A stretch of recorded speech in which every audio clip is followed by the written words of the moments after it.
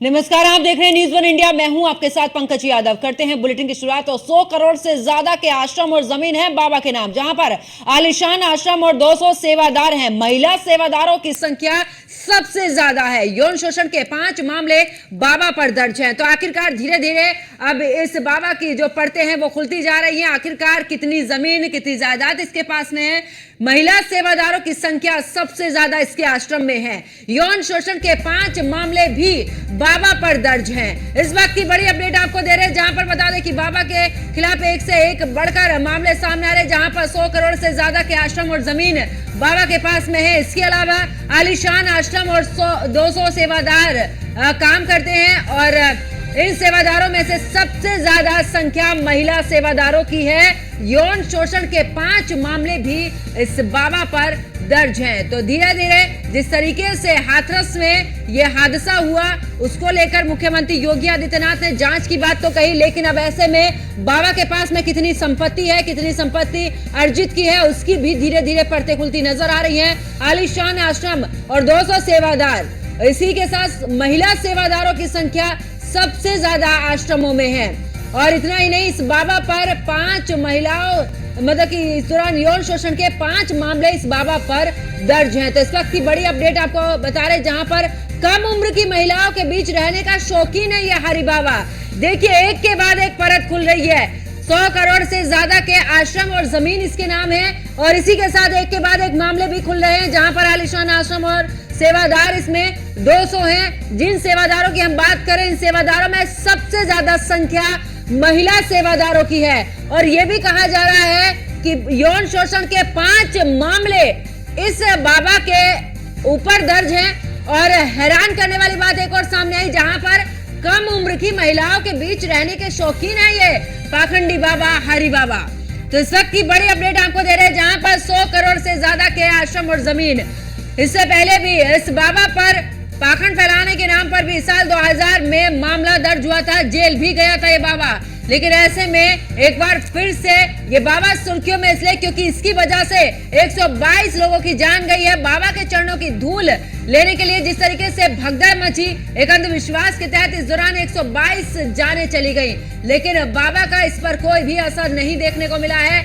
ऐसा हम इसलिए भी कह रहे हैं क्योंकि बीते दिन जब बाबा के आश्रम जहां मैनपुरी में हमारे संवाददाता पहुंचे, तो वहां पर 14 तारीख को बाबा का जन्मदिन मनाया जाना, उसकी तैयारियां चल रही थी। एक तरफ 122 लोगों की जान जा चुकी है, तो वहीं दूसरी तरफ ना सेवादारों पर कोई असर है, ना ही बाबा पर। और एक अब ये भी मामला सामने आया कि बाबा कम उम्र की महिलाओं के बीच में रहने के शौकीन थे, यानी कि यौन शोषण के 5 मामले पहले से ही बाबा पर दर्ज हैं।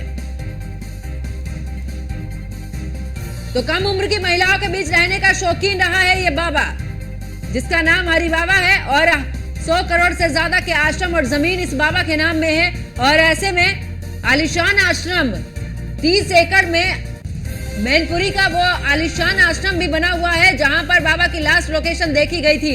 ऐसे में बाबा बाहर नहीं आ रहे। सेवादारों का कहना है कि बाबा ध्यान में लीन है, लेकिन बाबा की तरफ से लेटर इस दौरान जारी होता है और वकील हायर किए जाते हैं, लेकिन बाबा ध्यान से बाहर नहीं आते। ऐसे में एक और यहाँ पर उसके खिलाफ अगर बात करें तो कई मामले भी दर्ज हुए थे पहले भी, और ऐसे में एक बार फिर से यहाँ पर लाखों की संख्या में भीड़ उमड़ी। जबकि बाबा जब इस समय पर निकले, उस समय पर उनके पैरों की जो धूल है उसको लेने के लिए, यानी कि इतना अंधविश्वास फैलाया इस बाबा ने, लोगों का ब्रेन वॉश किया कि उसके पैरों की अगर कोई धूल लेकर जाएगा तो उसके सारे जो कष्ट है उनका निवारण हो जाएगा। तो यौन शोषण के 5 मामले बाबा पर पहले से दर्ज है। और ये भी बताया जा रहा है कि कम उम्र की महिलाओं के साथ रहने का शौकीन रहा है ये बाबा, जिसकी वजह से 122 लोगों की जान चली गई।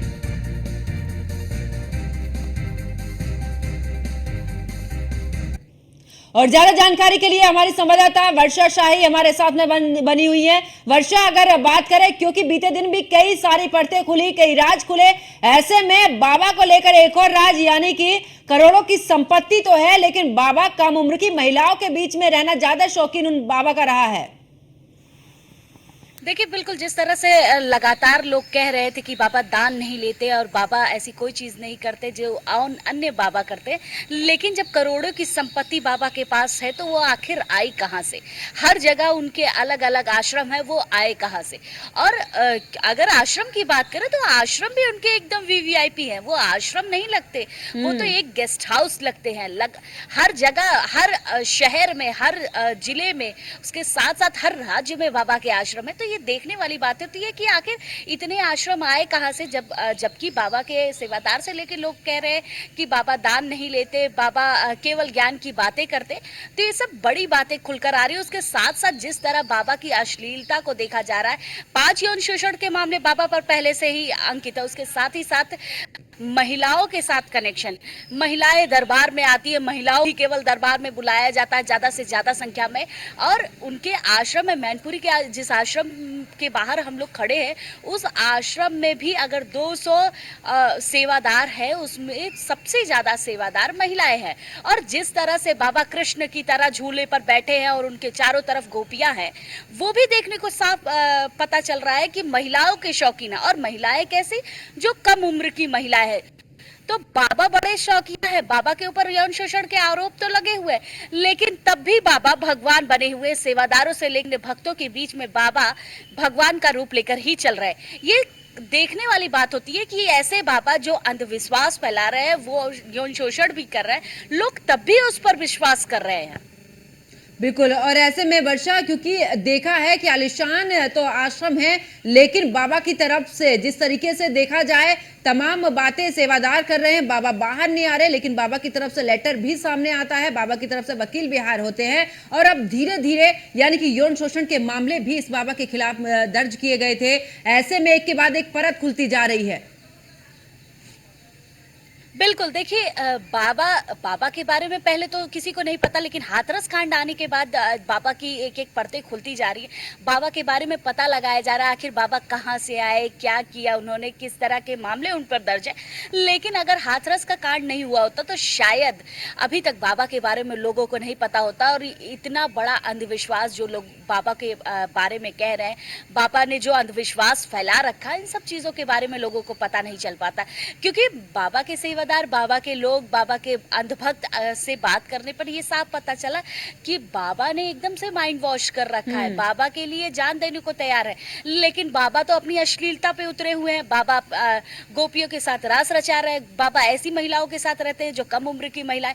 तो एक तरफ तो उनके ऊपर कई सारे मामले पुलिस के दर्ज है ही, उसके साथ ही साथ बाबा की जो अब चीजें हैं वो बाहर निकल कर आ रही है। उसमें चाहे उनके बंगले हो, चाहे उनके आश्रम हो, और चाहे उनकी जमीनें हो, जो अलग अलग जगह आश्रम उन्होंने बना रखे, उसमें भी कई एकड़ों जमीन उन्होंने कब्जा कर रखा है, जिसको लेकर वो काफी चर्चा में आ रहा है। क्योंकि अलग अलग इलाके हैं, अलग अलग शहर है जहाँ पे बाबा के एकदम लग्जीरियस आश्रम है। इसको आश्रम नहीं, इसको गेस्ट हाउस हम कहते हैं, क्योंकि आश्रम की शक्ल नहीं है। और उसके साथ साथ व्यवस्थाओं की बात करें तो व्यवस्थाएं आश्रम वाली नहीं है। और क्योंकि बाबा को जब देखा जाता तो बाबा एकदम सूट बूट में एकदम तैयार, वो बाबा वाली फील भी नहीं आती बाबा को देखकर। तो अलग तरीके के ये बाबा है, वो राम रहीम वाले बाबा, ये एकदम ही अलग है, उनके जैसे भी नहीं कह सकते, लेकिन उनसे भी थोड़ा सा हटकर है ये बाबा। बिल्कुल वर्षा, क्योंकि लगातार चाहे इस दौरान आसाराम की बात की जाए, राम रहीम का आपने जिक्र किया, राम रहीम की बात की जाए, निर्मल बाबा की बात की जाए, और अब ऐसे में ये भोले बाबा आखिरकार कब तक देश की जनता को इस तरीके से गुमराह करेंगे ये बाबा, और किस तरीके से ऐसे हादसे होते रहेंगे। कम से कम ऐसे बाबाओं पर कड़ी कार्रवाई होनी चाहिए ताकि आने वाले समय में कोई भी इस तरीके से किसी भी तरीके से कदम ना उठा सके। बिल्कुल, देखिए, इस तरीके के बाबा लोगों को गुमराह करते हैं। जो गरीब तबके के लोग होते हैं, उनका टारगेट वो होते हैं। पहले उनको टारगेट करते हैं, दरबार लगाते हैं, उनको चीज़ें बताते हैं, फिर उसके बाद टारगेट करते करते उनके यहाँ बड़े बड़े लोगों का आना जाना शुरू हो जाता है, राजनेताओं का आना जाना शुरू होता है। लेकिन टारगेट तो छोटे लोगों से ही करते हैं। टारगेट जब पूरा होता है, संख्याएं बढ़ती हैं, फिर उसके बाद हर कोई विश्वास करने लगता है। लेकिन अंधविश्वास ये सबसे खतरनाक होता है। जिस तरह से भोले बाबा ने भी अंधविश्वास फैला रखा है, ये सबसे घातक है। क्योंकि जब सेवादारों से लेकर अन्य लोगों से बातचीत में पता चलता है कि ये बड़े ही छोटे-छोटे जगह से लोग आते हैं, कोई फौजी है तो कोई कुछ है, कोई किसान है।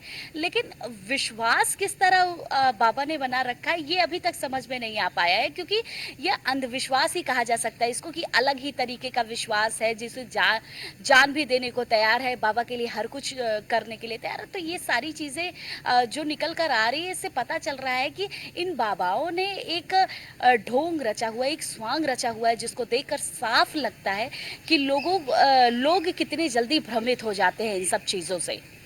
बिल्कुल, चलिए बहुत बहुत शुक्रिया वर्षा हमारे साथ जुड़ने के लिए, तमाम जानकारी साझा करने के लिए।